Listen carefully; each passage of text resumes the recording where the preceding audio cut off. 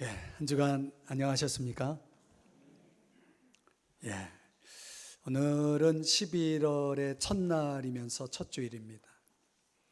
이제 교회 행정 시스템으로 보면 이제 한 달 남은 거고요. 연말로 따져도 이제 두 달밖에 남지 않아서 그런지 오늘 아침에 일어나가지고 참 생각을 많이 하게 되더라고요. 여러분은 어떤지 모르겠습니다. 또 가뜩이나 또 비도 오고 그래서 그런지 제 생각이 많은 이 주일입니다. 아무튼 그럼에도 불구하고 주님의 은혜와 긍휼과 평강이 여러분의 심령과 가정에 또 하시는 모든 일에 가득하기를 주의 이름으로 축복합니다. 본문에 들어가 보면 오늘 15절에 미쁘다라는 단어 그리고 이마리어라는 표현이 나오죠. 복음을 가리키는 말로서 이 복음이 얼마나 참되고 신실한지를 강조하고 있습니다. 그래서 믿음에 대한 이 권위 있는 선언을 할 때 바울은 종종 미쁘다 이마리어 이런 표현을 사용합니다. 절대 타협할 수 없는 진리이기 때문에 우리에게는 온전히 순종하라 복종하라는 요청을 담고 있는 그런 표현입니다.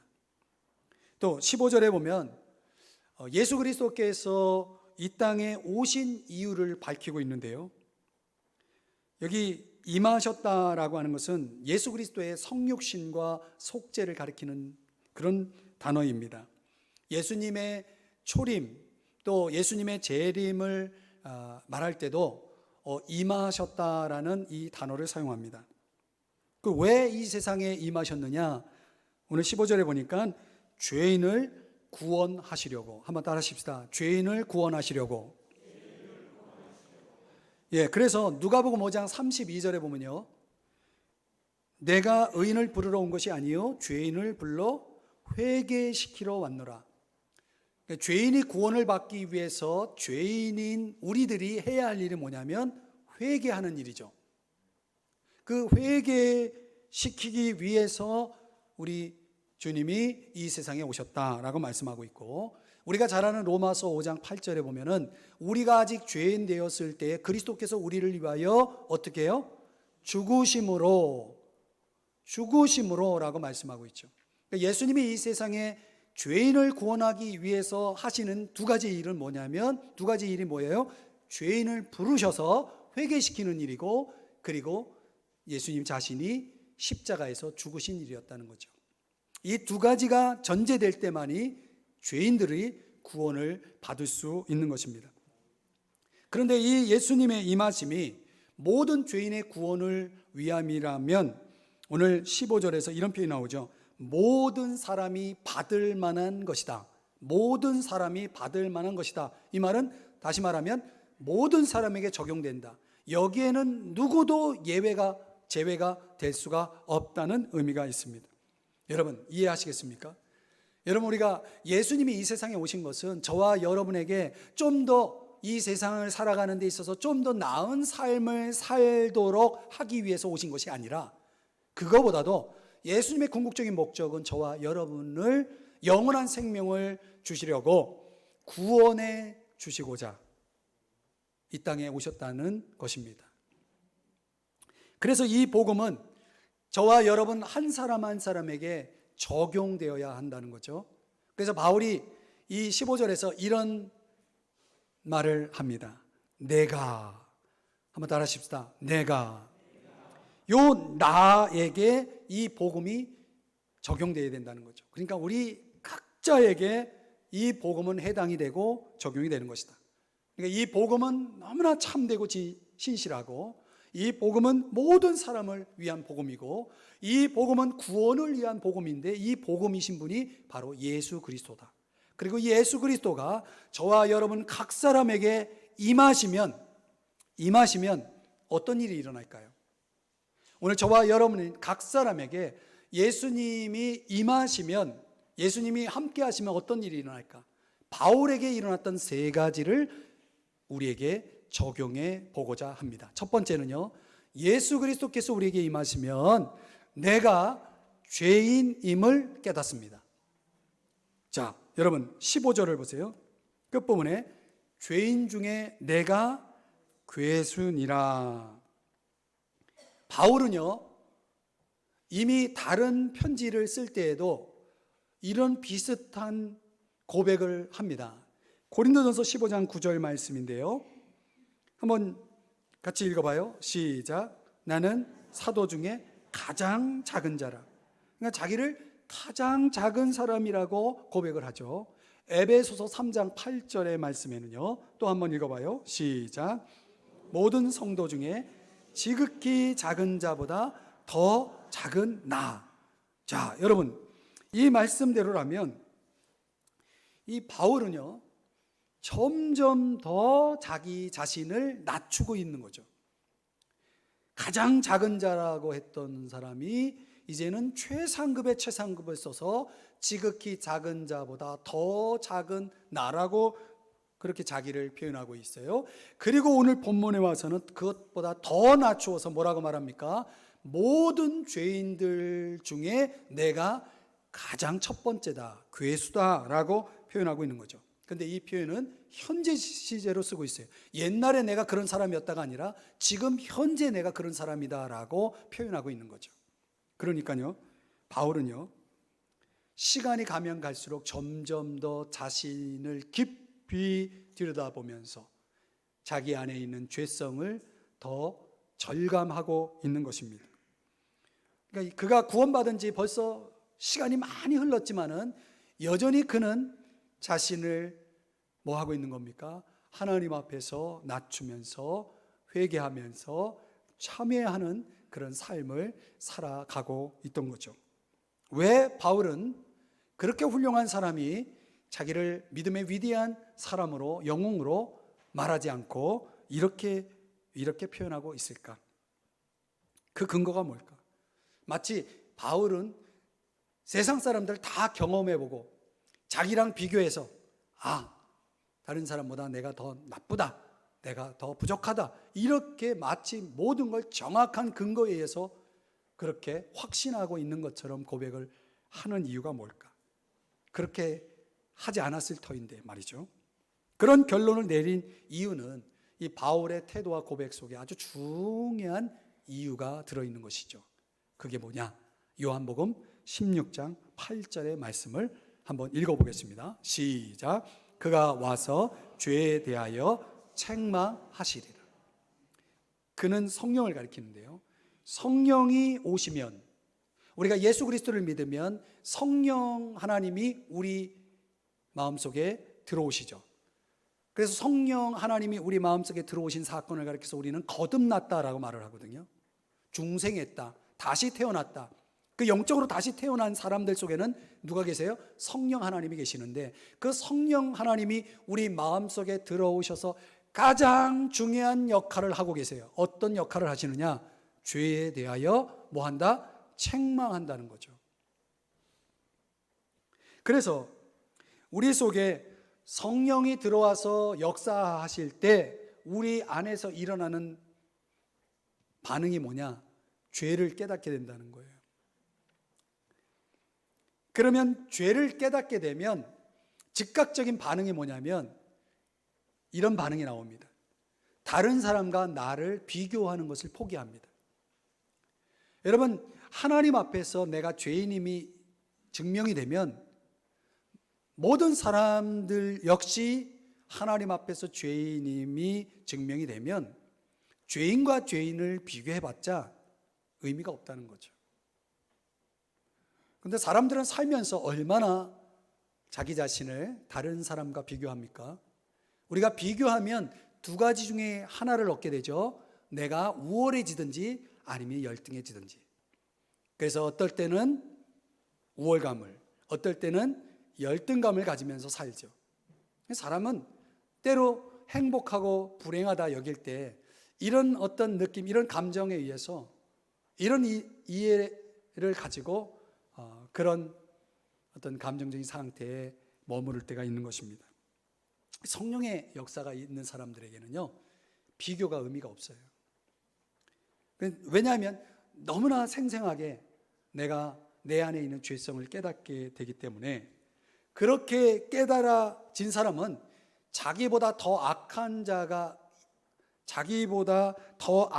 있다고는 생각할 수 없게 된다는 것입니다. 그래서 빌립보서 2장 3절에서 이런 고백을 하게 되는 거죠. 같이 함께 읽어봐요. 시작. 오직 겸손한 마음으로 각각 자기보다 남을 낮게 여기고.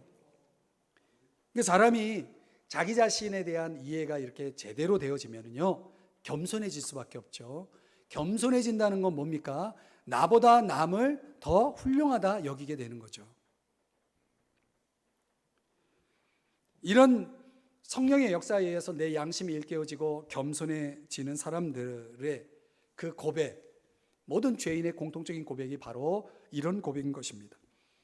예수님께서 누가복음 18장에서 바리새인과 세리의 비유를 드셨는데, 그 비유에 등장하는 바리새인과 세리가 하나님 앞에 나와서 기도를 하게 될 때 이런 기도를 해요. 바리새인이 뭐라고 기도하냐면, 하나님, 나는 다른 사람들과 같지 아니함을 감사하나이다. 다른 사람들과 같지 아니함을 감사합니다. 이 말은 무슨 얘기예요? 내가 다른 사람보다 더 훌륭하다는 것을 감사하고 있는 거죠. 뭐 하고 있는 거예요? 비교하고 있죠.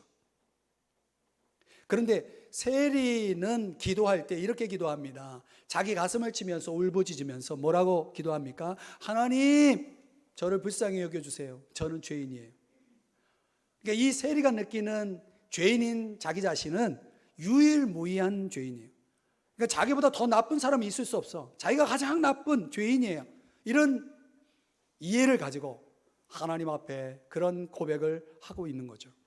그랬을 때 이 비유의 결론이 뭐냐면, 하나님 앞에 의롭다함을 받고 돌아간 사람이 누구냐? 바리새인이 아니라 세리였다는 것입니다. 하나님은 이 세리를 인정했다는 거예요. 하나님이 싫어하는 게 뭡니까? 사람과 사람을 비교하는 것입니다. 나는 하나님 앞에 독자적으로 서 있는 거예요. 우리의 삶이라는 것은 결국 하나님 앞에서의 삶이거든요. 수많은 사람들 사이에서 우리가 살아가고 있지만 여전히 우리가 신경 쓰고 주목해야 될 것은 하나님이시죠. 정말 내 속에서 주님이 임하셔서 역사하실 때 우리는 내 안에 계시는 주님을 인정할 수밖에 없는 것입니다. 근데 그분을 내 삶의 중심에 모실 수밖에 없는 거죠. 그러면 그런 사람에게 꼭 있는 게 뭐냐면 죄의식이에요. 참회의 태도를 갖게 됩니다. 그런 태도가 있으면 그 사람에게 두 가지가 나와요. 겸손이 나오고 감사가 나옵니다. 근데 문제는 우리가 신앙생활을 오래 하면 오래 할수록 점점 이 감각이 마비가 되기 시작하죠. 내가 죄인이라는 사실을 잊어버려요. 내가 얼마나 훌륭한데, 내가 얼마나 잘났는데, 내가 얼마나 깨끗한데, 과연 하나님 앞에서 그럴까요? 구약성경 이사야 6장에 보면은 선지자 이사야가 그 암울했던 국가적으로 위기를 맞이했을 때 하나님께 위로받기 위해서 성전에 올라가죠. 그리고 기도를 드리는데 거룩하신 하나님이 그에게 임하십니다. 그때 그의 입술을 통해 터져나온 고백이 뭐냐면 이사야 6장 5절에 그렇게 고백을 하는 것입니다. 화로다 나여 망하게 되었도다. 나는 입술이 부정한 사람이로다. 바로 이런 고백이 나오게 돼 있는 거죠. 이사야가 하나님을 만났을 때 그가 하나님을 만나기 전에 가졌던 자신이 얼마나 의롭고 자신이 얼마나 깨끗했는지, 자신이 얼마나 잘났는지 그렇게 알고 있었던 자신이 거룩하신 하나님 앞에 섰을 때 그 자신이 가지고 있었던 죄, 교만, 독선 이런 모든 것들이 깨달아지면서 하나님 앞에 엎드러지게 된 것이죠. 여러분, 시몬 베드로, 여러분 우리가 잘 아는 신약의 예수님의 제자 중에 한 사람이죠. 그가 절망의 밤을 보내는 어느 날 그의 그 실망감, 그 절망 속에 있는 그 베드로를 찾아오셔서 예수님이 그의 배에 오르시면서 깊은 데로 가서 그물을 내리라 라고 말씀하시죠. 그 말씀에 의지해서 그물을 내렸어요. 그랬더니 많은 고기를 잡는 기적을 경험하죠. 여러분, 사람이 기적을 경험하면 기적만 보이죠. 흥분하죠. 근데 이 기적을 가지고 파티를 생각할지 모르겠죠. 근데 정말 은혜 받고 정말 기적을 경험한 사람은 어떻게 되느냐? 여기 한번 보세요. 한번 같이 이 말씀을 같이 한번 읽어보겠습니다. 누가복음 5장 8절입니다. 시작. 시몬 베드로가 이를 보고 예수의 무릎 아래 엎드려 이르되 주여 나를 떠나소서 나는 죄인이로소이다. 아멘. 이렇게 되는 거죠. 정말 기적을 경험한 사람은 기적이 보이는 게 아니라 내가 보이는 거예요. 그 기적을 행하신 주님 앞에서 내가 보일 때는 언제나 이런 반응이 나오는 거죠. 나는 죄인입니다. 나는 죄인입니다. 그래서 종교개혁자 존 칼빈은 하나님에 대한 지식이 없는 사람은 자기에 대한 지식이 없는 사람이다라고 말을 했어요. 이 말은 무슨 얘기입니까? 하나님을 알지 못하면 자기를 제대로 알 수 없다라고 하는 말씀이죠. 그래서 우리가 이런 하나님에 대한 올바른 지식을 갖기 위해서 예수님을 믿게 되면, 예수님을 믿으면 그 예수 믿는 사람은 어디 앞에 서게 되냐면 저 십자가 앞에 서게 되는 거죠. 십자가 앞에 서면 자기를 확실히 깨닫게 됩니다. 뭐가 됩니까? 나는 죄인이 되는 거죠. 십자가 앞에서 우리 모두는 다 죄인이듯이. 그러니까 십자가를 보고 나를 보면 내가 정말 죄인이라는 사실을 확실히 성찰하게 되는 것입니다. 사랑하는 여러분, 오늘 우리의 삶 속에서 갈라디아서 2장 20절에 바울이 말씀하는 것처럼 내가 그리스도와 함께 십자가에 못 박혔나니 그런즉 이제는 내가 사는 것이 아니요 오직 내 안에 그리스도께서 사시는 것이라. 이제 내가 육체 가운데 사는 것은 나를 사랑하사 나를 위하여 자기 자신을 버리신 하나님의 아들을 믿는 믿음 안에서 산다라는 그 고백처럼 말이죠. 우리가 십자가 앞에서 우리가 정직하게 서게 되면은 나를 알게 되고 이제 더 이상 나를 주장하는 삶을 살아갈 수 없게 되는 것이죠. 내 안에서 주님이 나를 주장하시는 삶을 믿음 안에서 살아가게 되는 것입니다.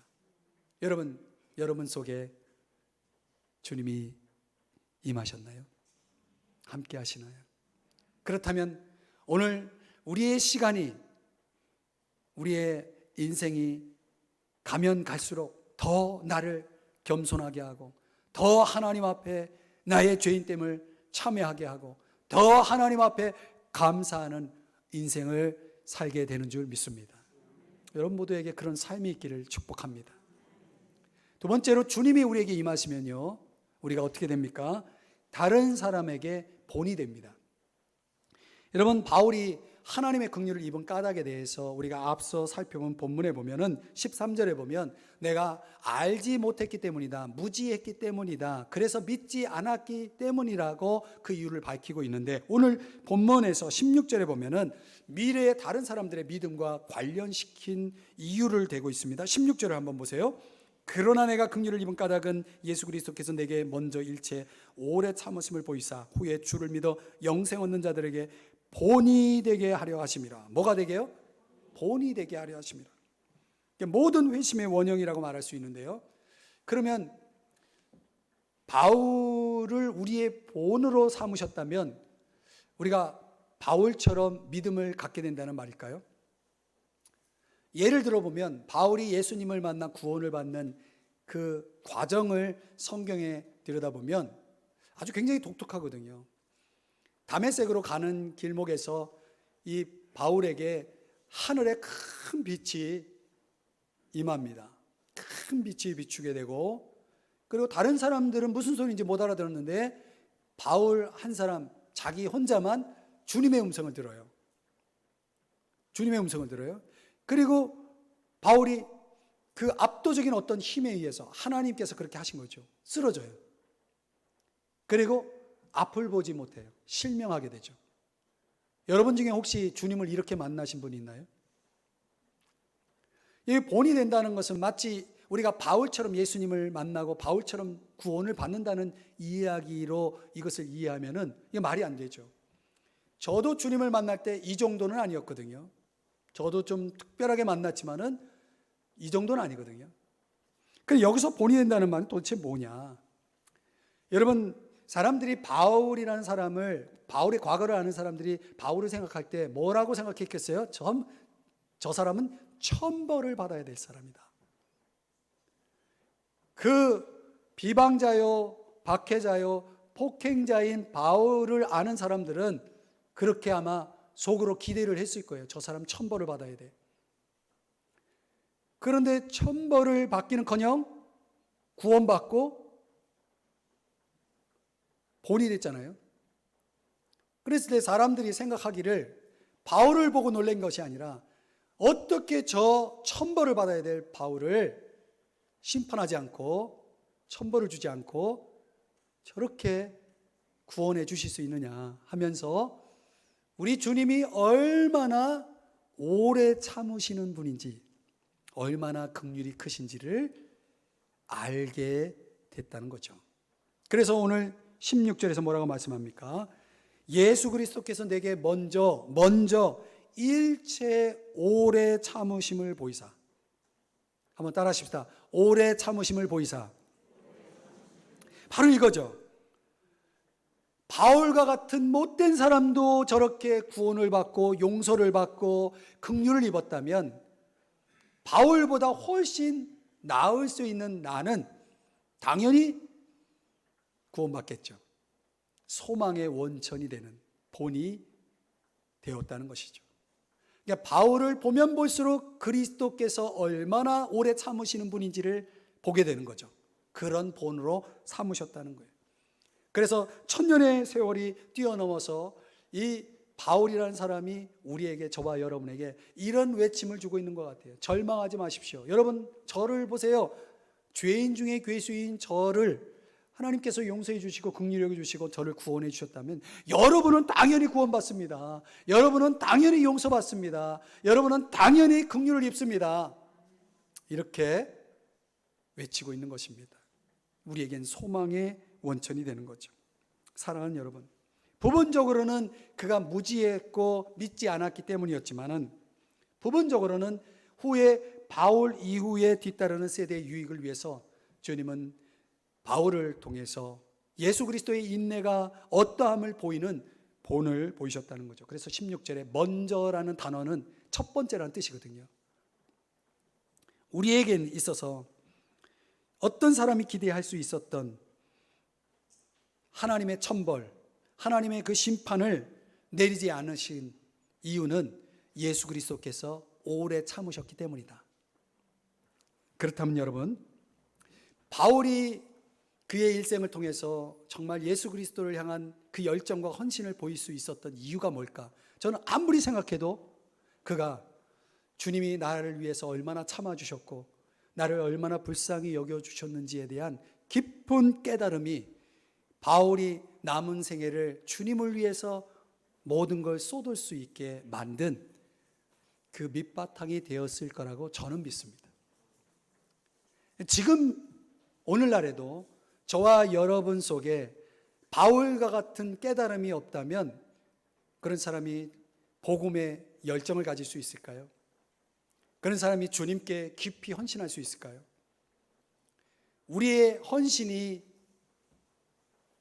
도중하차하고 우리의 열정이 식어지는 이유는 뭘까요? 주님이 나를 얼마나 참아주셨는지를, 주님이 나를 얼마나 긍휼히 여겨주셨는지를 내가 제대로, 아니 알았다 하더라도 그런 의식이 우리 안에서 식어졌기 때문이 아닐까요? 사랑하는 여러분, 바울에게 그렇게 본을 보이사 그렇게 참아주셨다면 저와 여러분에게도 동일하게 참아주시지 않을까요? 저는 믿습니다. 베드로후서 3장 9절의 말씀 한번 읽어보겠습니다. 시작. 오직 주께서는 너희를 대하여 오래 참으사 아무도 멸망하지 아니하고 다 회개하게 이르기를 원하시느니라. 15절. 우리 주의 오래 참으심이 구원이 될 줄로 여기라. 아멘. 여러분, 왜 오래 참으셔요? 주님이 오래 참는 이유가 뭐예요? 회개하라고. 멸망하지 않으려면 회개해야 되는데 회개할 기회를 주는 거죠. 또 왜 오래 참느냐? 15절에서는 구원이 될 줄로 여기라. 구원받으라고.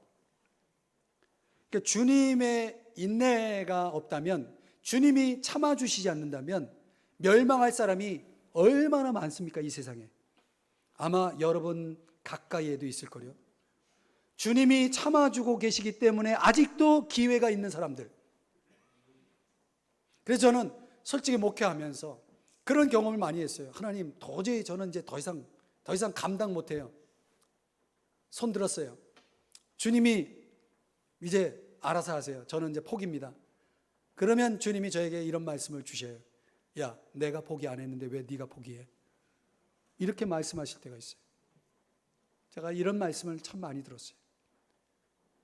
주님이 얼마나 그분의 인내가 정말 끝이 없고 다음이 없어요. 여러분, 우리 주변에 어떤 사람은 여전히 이런 기회가 있다는 사실입니다. 여러분 가족 중에도 있습니다.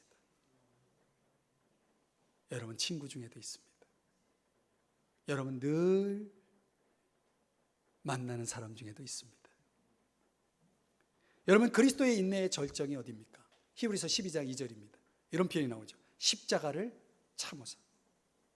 여러분 주님이 참고 참다가 십자가에서 못 박힐 때 얼마나 아프셨어요? 가시 면류관을 쓸 때 얼마나 아프셨어요? 창에 찔릴 때 얼마나 아프셨어요? 채찍을 맞을 때 얼마나 힘들었을까요? 내가 참다 이제 더 이상 못 참겠다 하고 십자가를 참지 않았다면 오늘 저와 여러분은 이 자리에 있을 수 없는 것입니다. 주님의 인내의 절정이 십자가죠. 주님의 인내는 여전히 기회가 있다는 증거입니다. 그 기회를 놓치지 말아야 돼요.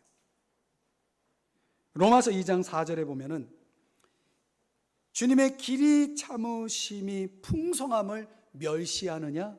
이 멸시하는 사람들에겐 뭐가 기다리느냐? 5절, 다 같이 5절만 있습니다. 시작. 다만 내 고집과 회개하지 아니한 마음을 따라 그날에 임할 진노를 내게 쌓는도다.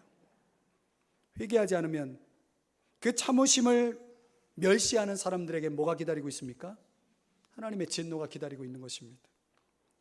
그 때를 지금 주님이 딜레이를 하고 있는 거예요. 연기해 주고 있는 것입니다. 왜? 좀 더 많은 사람에게 기회를 주시려고.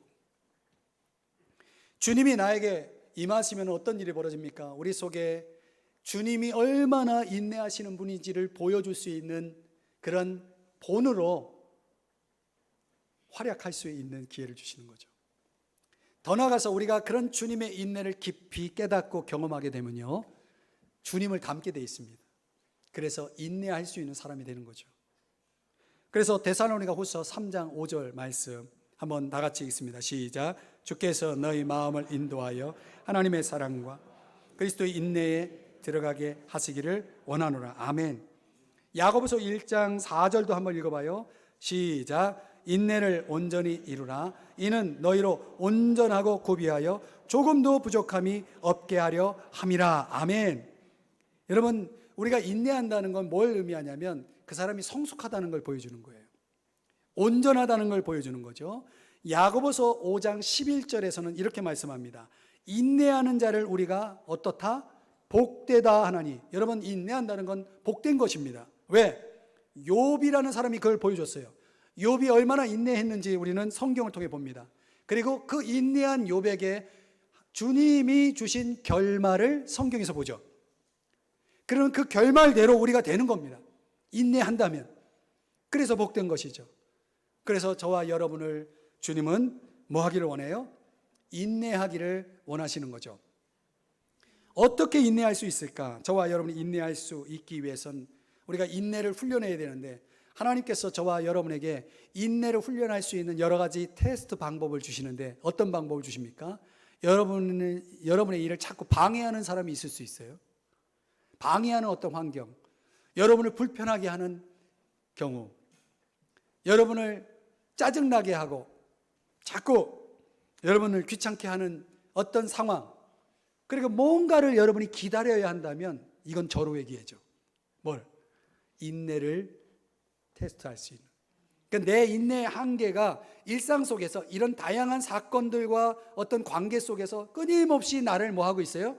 인내의 사람으로 지금 훈련하고 있다는 것이죠. 그건 참 어렵잖아요.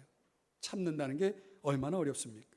그래서 저와 여러분이 구원받은 우리가 주님의 인내를 드러내기 위해서, 그런 좋은 본보기가 되기 위해서 우리에게 필요한 게 두 가지가 있다고 봅니다. 하나는 사랑입니다. 사랑이 뭡니까?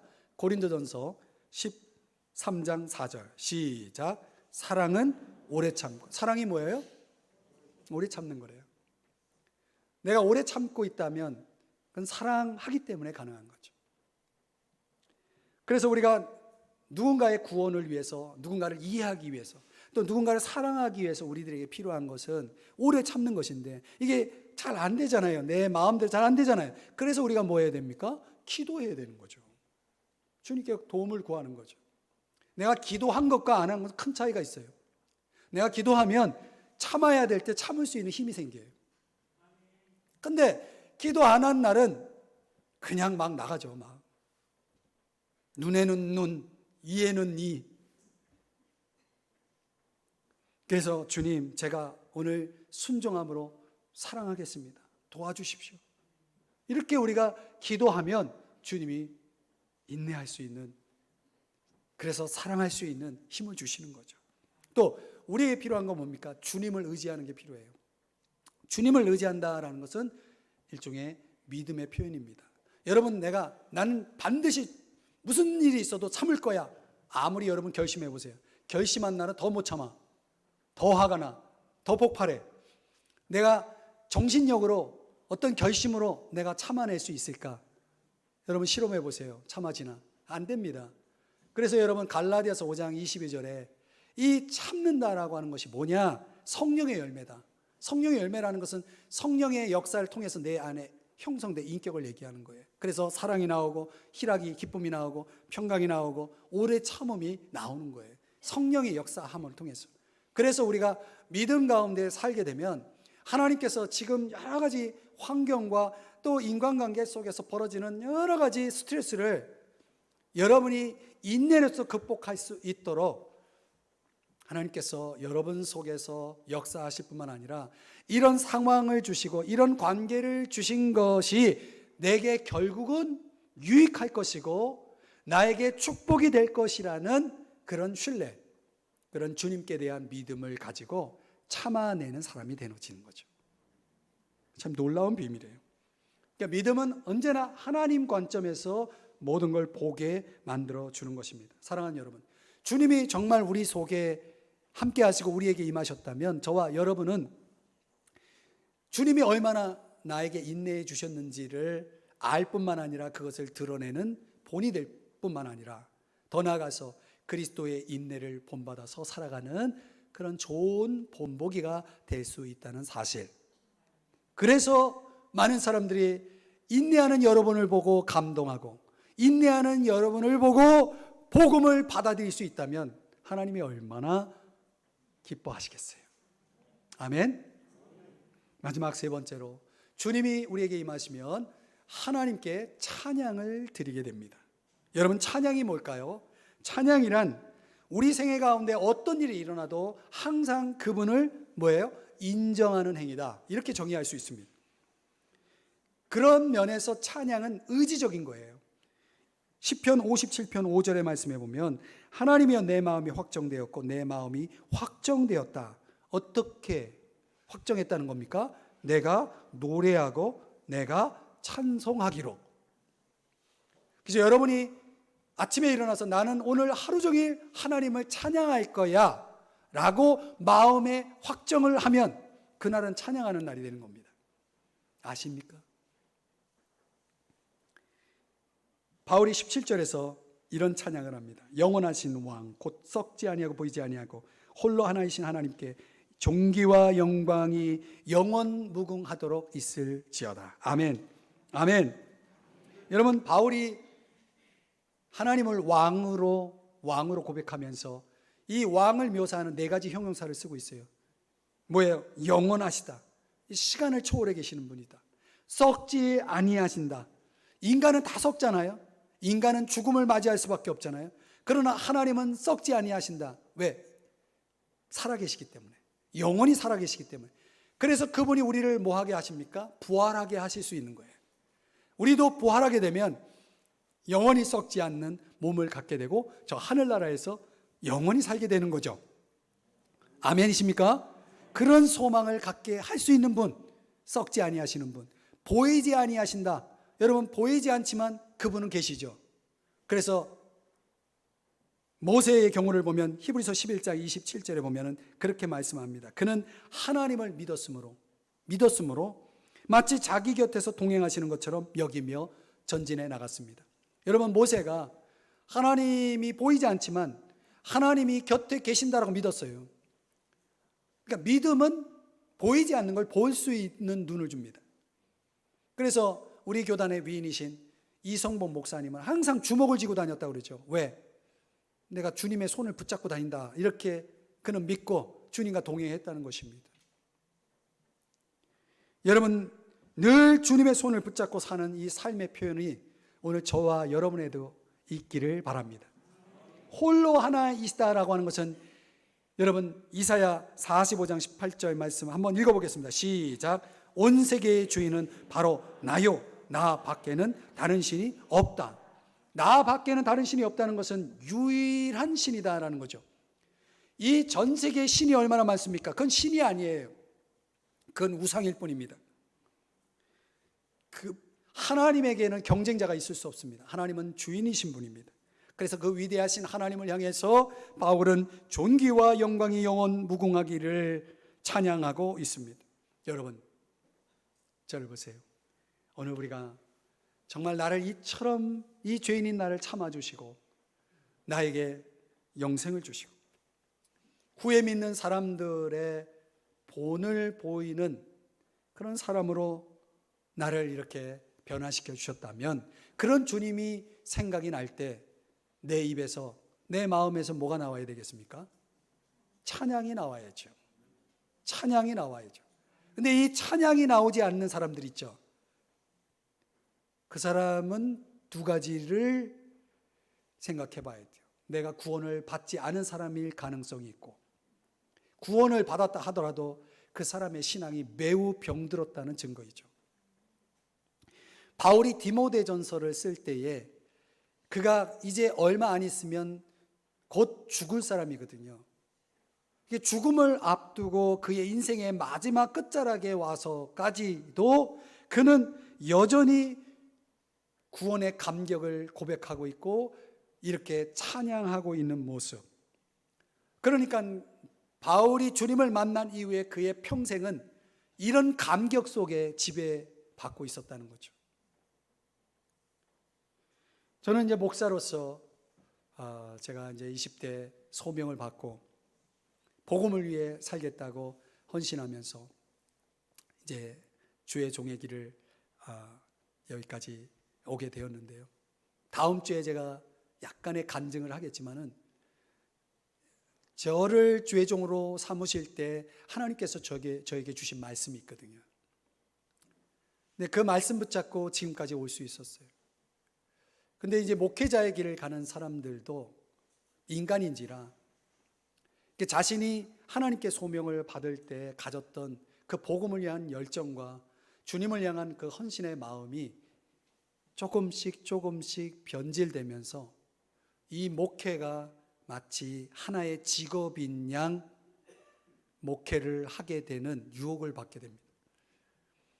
저 역시 그런 유혹을 종종 받게 되는 거죠. 그러면 여러분이 보이는 게 아니라, 그런 목회를 하게 되면 사람이 보이는 게 아니라 교회라는 회사가 보이게 되는 거죠. 참 그렇게 되면 그 목회 또한 불행하지만 그런 목회자가 섬기는 교회도 불행해지죠. 저는 솔직히 지금까지 제가 하나님 앞에서 이런 목회의 기본 본질과 소명을 잃지 않으려고 얼마나 몸부림을 치는지 몰라요. 변질되지 않으려고. 여러분이 저를 모르잖아요. 제 마음속에 어떤 생각, 의식이 있는지 모르잖아요. 제가 천국 가는 그날까지, 주님 앞에 서는 그 순간까지 바울처럼 내 속에 있는 이 구원의 감격이 식어지지 않고 변질되지 않고 끝까지 내가 하나님을 찬양하며 갈 수 있을까 장담할 수 없어요. 저도 매일 이 영적 싸움을 싸웁니다. 바울이 평생 죄인 중에 괴수라는 이 고백과 함께 자기를 구원해 주시고 변화시킨 이 주님, 그가 첫사랑을 가졌던 그 마음을 지금까지도 변치 않고 갖고 있었다라는 것은 얼마나 대단한지 모르겠어요. 바울처럼 성공한 목회자가, 바울처럼 위대한 목회자가 그 마음을 변치 않고 갖고 있었다? 이건 보통 대단한 게 아닙니다. 저는 저에게만 아니라, 바울에게만 아니라 여러분에게도 다 그런 것들이 있어요. 여러분이 주님을 정말 만났을 때 가졌던 그 첫사랑, 그 뜨거운 마음이 지금도 있는지 한번 보세요. 얼마나 많은 사람들이 시간이 가면 갈수록 그런 걸 잃어버리고 그냥 형식, 예배를 드려도 봉사를 해도 전혀 감격이 없고 전혀 기쁨이 없고 그냥 어쩔 수 없이 또는 그냥 하는 형식이 있는 경우가 얼마나 많습니까? 사랑하는 여러분, 오늘 저와 여러분의 마음속에 주님을 향한 사랑과 감격이 여러분 평생 변하지 않았으면 좋겠습니다. 그런 사람에게 뭐가 나와요? 찬양이 나오는 거예요.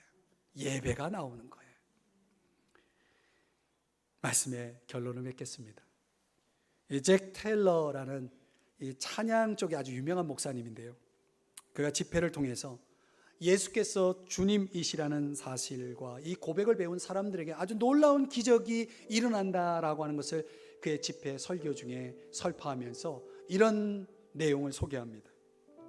기쁠 때 그것을 말하라. 예수는 주님이시다. 더 작은 기쁨으로 떨어지지 아니하고 덜한 즐거움으로 굴러가지 않도록 축복 속으로 들려 올라가도록 주님을 인정하라. 예수는 주님이시다. 슬플 때 그것을 말하라. 예수는 주님이시다. 슬픔은 그때 잠깐뿐, 아침에는 기쁨이 찾아온다. 고생은 순간이고 그는 영원히 주님이시다. 근심이 있을 때 말하라. 예수는 주님이시다. 외로울 때 말하라. 예수는 주님이시다. 억압을 당할 때 그것을 말하라. 예수는 주님이시다. 성공할 때 그것을 말하라. 예수는 주님이시다. 사람의 갈채가 당신을 휘몰아 싸고 사람이 당신을 하늘에 올려 관을 잘못 씌우려고 할 때 그것을 거절하라.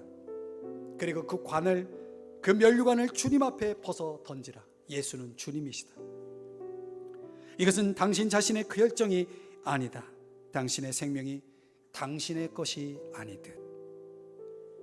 그렇다면 찬양하라, 외치라.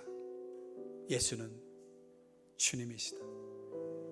사랑하는 여러분, 우리가 이런 삶의 고백을 간직할 수만 있다면, 내 평생에 이 고백을 가지고 살아갈 수만 있다면 저는 그 사람의 인생이 정말 놀라운 변화와 기적을 이룰 것이라고 믿습니다. 여러분 안에 예수님이 계십니까? 그렇다면 여러분, 우리는 날이 갈수록 더 죄인이고 날이 갈수록 더 겸손해져야 합니다.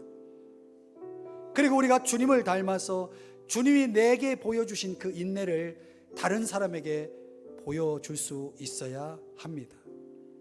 그리고 더 나아가 저와 여러분의 인생 속에 뜨거운 구원의 감격 속에서 하나님을 예배하고 찬양하는 삶을 멈추지 말아야 합니다. 그것이 주님이 저와 여러분 속에 임재하고 계신 증거예요.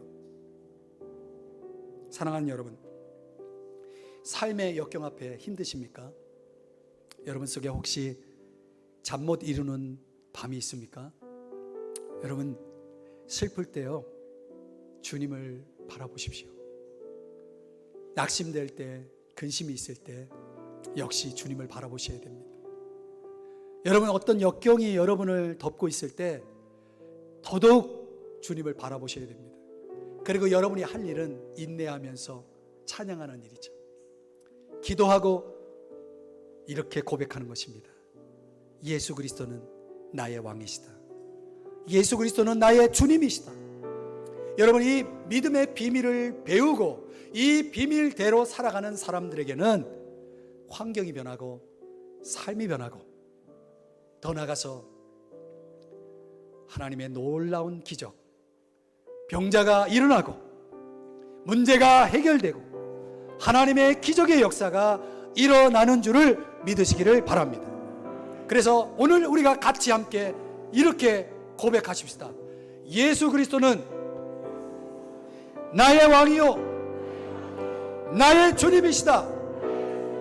다시 한번, 예수 그리스도는 나의 왕이요 나의 주님이시다. 아멘. 기도하겠습니다.